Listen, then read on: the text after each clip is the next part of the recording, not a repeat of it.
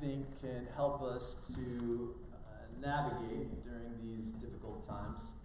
It's from the letter that the Apostle Paul wrote to the Colossians, chapter 3, verses 14 through 16. And Paul says, above all, clothe yourselves with love, which binds us all together in perfect harmony. And let the peace that comes from God rule in your hearts. For as members of one body, you're called to live in peace. And always be thankful. Sing psalms, hymns, and spiritual songs to God with thankful hearts. So from this passage, I am going to focus in on 4 choices that we will more than likely have to face at some point during the course of this pandemic. And I'm hoping that if we can remember the gospel according to the coronavirus, that we can make wise choices and go through this thing much stronger than we would. And the first choice that I think that we're going to be faced with is to choose compassion over selfishness. Verse 14 says, above all, clothe yourselves with love, which binds us all together in perfect harmony. I think in times of crisis, we can sometimes lose perspective and get a little self-centered and focus in on our own needs, and sometimes without even knowing it, we push aside the needs of others. A great example of this is the great toilet paper crisis of 2020. This may be even worse than the pandemic itself, but how many of you have been to the store this week desperately seeking toilet paper? Yeah, it's like a whole lot of us. Apparently, there are those people who, as soon as the crisis hit, went out to buy every little bit of toilet paper that they could get their hands on, and depriving so many of us of the good quality toilet paper during this time. And so you just kind of go, wow, what were they thinking? And for me, I just couldn't help, because it was fresh on my mind, I just couldn't help but think about the passage that we read last week from the Gospel of Luke, where Jesus tells the story about the rich farmer who had this bumper crop, and he goes, what am I going to do with all this grain? He goes, I know I'm going to tear down my barns and build bigger ones. And then God visits him and said, hey, you're going to lose your life this very night. So I thought instead, I imagined the story to read something like this. And so as he pulls into his driveway, coming home from Costco with a trunk full of toilet paper, only to find that he didn't have enough room in the linen closet to hold it all. And so he says to himself, I know what I'll do. I will tear out my linen closets and I will build bigger ones. And I will say to myself, self, you have enough toilet paper laid up for many years. Take life easy. Self-quarantine, self-distance, enjoy life best you can. I mean, it's a little funny, but it kind of raises the issue that's at hand, that a lot of times, in a time of crisis, in moments like these, we tend to get into this preservationist bunker mentality where we go into survival mode and we just decide we're going to take care of me and mine, and that's all we're going to worry about, and it's a very self-centered approach to deal with crisis. And it goes against everything that Jesus teaches us when it comes to following him. There are 2 types of people in this world. There are givers and there are takers, and instead of walking through this crisis, grabbing everything that we can for me to make sure that me and mine are okay and safe and comfortable and secure, we instead, as Paul says, need to clothe ourselves in love, seeking to look for opportunities to enhance the life of other people who are around us, who are having equally, if not more, of a difficult time, and helping to look for opportunities to serve other people, even though we don't even know what that looks like yet. Even if it's something as simple as just sparing a square. The second choice that we will have to face is to choose faith over anxiety. In verse 15, Paul says, let the peace that comes from God rule in your hearts. So I'll just share with you a story that's very fresh. I've been working on, for the past 2 years, one of the most significant deals in my career. I spent over a year going through the city of Chicago approval process to build this kind of development in the Fulton market of Chicago, and I invested a lot of time and a whole lot of money in getting the deal done. Once it was approved by the city, I have spent the last few months going out to raise money to get the projects done. What I do in my business relies on Wall Street funds to partner with to complete the developments that I do, because they're such large developments. And in spite of a heck of a lot of obstacles, I got the fund that was my first choice to agree to partner with us. They had to go through a series of an approval process. It had passed all the hurdles on this last Monday. It had passed internal investment committee, but now it was left to this one final board approval that had to take place to make it final.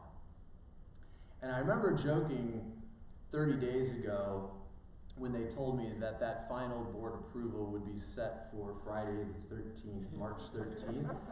I said I was a little uneasy about that date being the date that my entire professional career would hinge on. We all kind of laughed about, the superstitious part of that. But I'm telling you, there was no laughing Friday morning when I woke up at 6:30 and there was, panicked emails already in my inbox from the guys from the fund who were asking me to give them assurances that, the coronavirus was not going to affect these projects, which is very hard to do.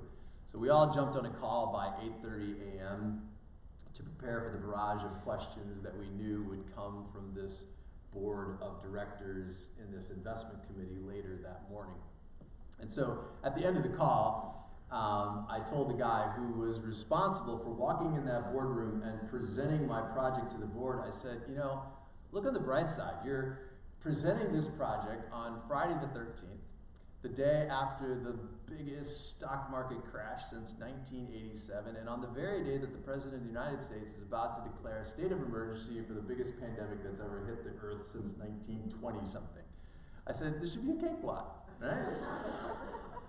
Well, the entire rest of my day was a very long day on everything else of one fire after another, things that you couldn't even imagine that this thing started to impact, things that started to happen. It was like a domino effect. And I just have to tell you that if I'm honest here this morning, sitting here, I'm pretty stressed out. And I don't think that I'm alone in that, because I think there are a whole lot of us who are about to be affected by this disease. And it will be different for all of us. For some of us, it may actually be physically. For some of us, it may be emotionally. For others of us, it may be financially.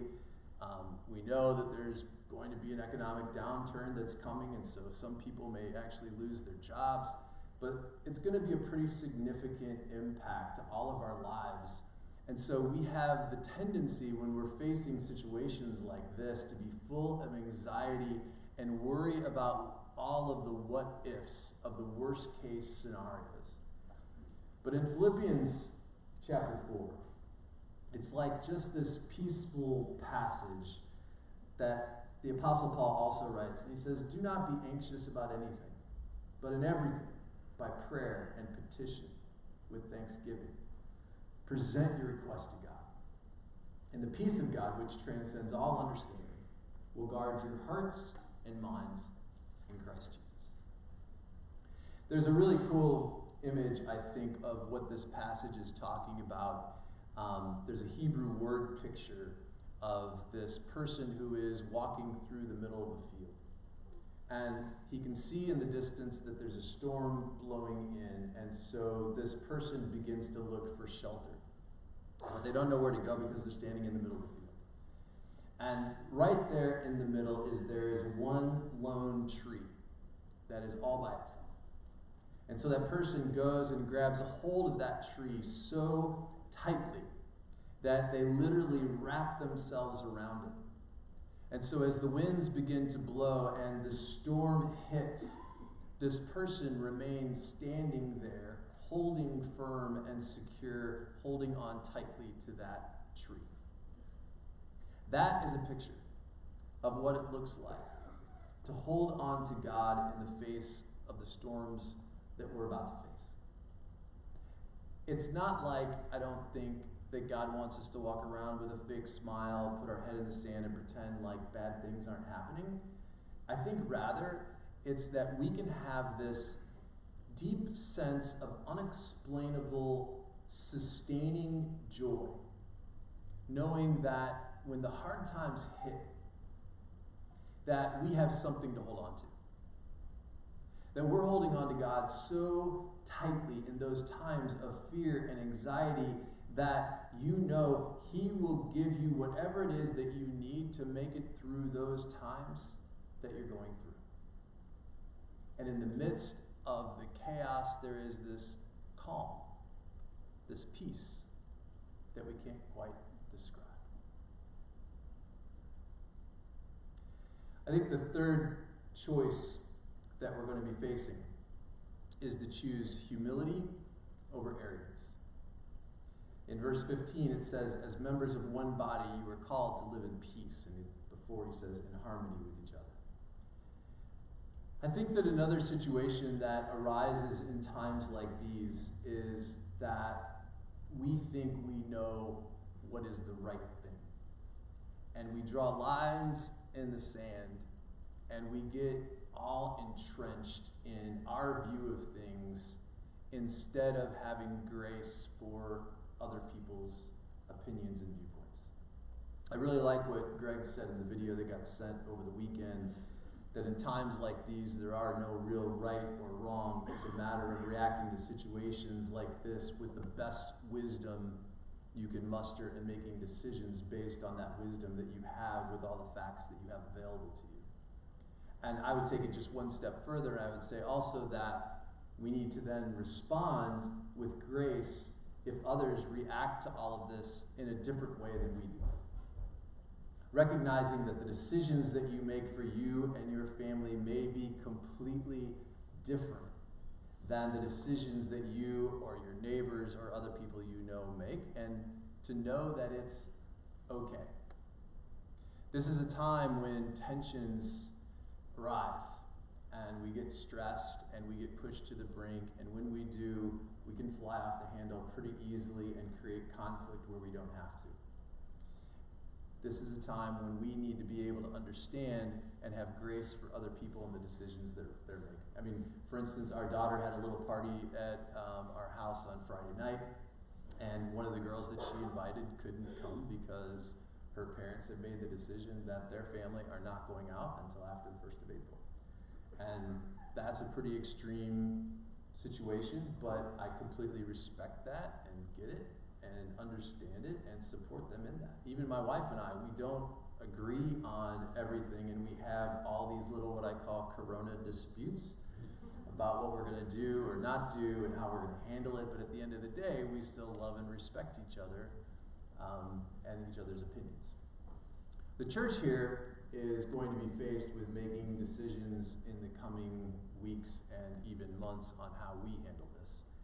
And it was a very difficult decision for us as a leadership team even to remain open this morning. And it's on a week-to-week basis. Our leadership team is going to meet right after second service today, and we're going to talk about what that looks like. And it's probably not an if we close, it's probably when, and when is the right choice to make and to shut down. And for some people it's a no-brainer. It's like, hey, you should do it right now. And for others of us, it's a really tough choice. I mean, for me as a pastor's kid, shutting down a church is really a big deal. Like, that's in me. I would just ask that you pray for us, because there may come a point in the not too distant future when everybody is pretty quarantined in our homes, and the streets are pretty bare. And I would ask that you pray that as we make those difficult decisions, that we would have great wisdom on what it is that we decide to do moving forward. But the bottom line is, I think that we just have to go forward with a lot of grace and understand that there are people who are going to think differently than us, and to walk humbly through this time and admit we don't know. And there are so many unknowns, but we will all do the best that we can. The fourth choice that we're going to be faced with is to choose gratitude over resentment. In verse 15, Paul says, and always, he stresses, be thankful. In spite of what's going on, I think that we can still be grateful. There is a tendency to get resentful that our lives are being disrupted and that things are getting out of control, but we can still be grateful for what we have. First and foremost, that we are really blessed to live in such an amazing country as the United States, that we have the medical advancements, the medical professionals who are really just well-trained and great, and we're very fortunate to have them. And I would just say there's a lot of first responders and medical professionals that are here in this church that are going to get stressed to the max over the next couple months, and we just need to pray for them and support them in any way that we can. We should also just be grateful for the fact that it appears that this pandemic looks to be short-term. It looks like in the long run, however many weeks or months that is, it looks like at the end of the day that we will more than likely recover and be able to go back to life as usual, which there are a lot of pandemics that have been projected that looked a lot worse than this, and so we can be grateful for that. But most of all, I think we should be grateful that whatever it is that we have to face down in the next period of time, that we have a God who has our back and that we can hold on tight to him.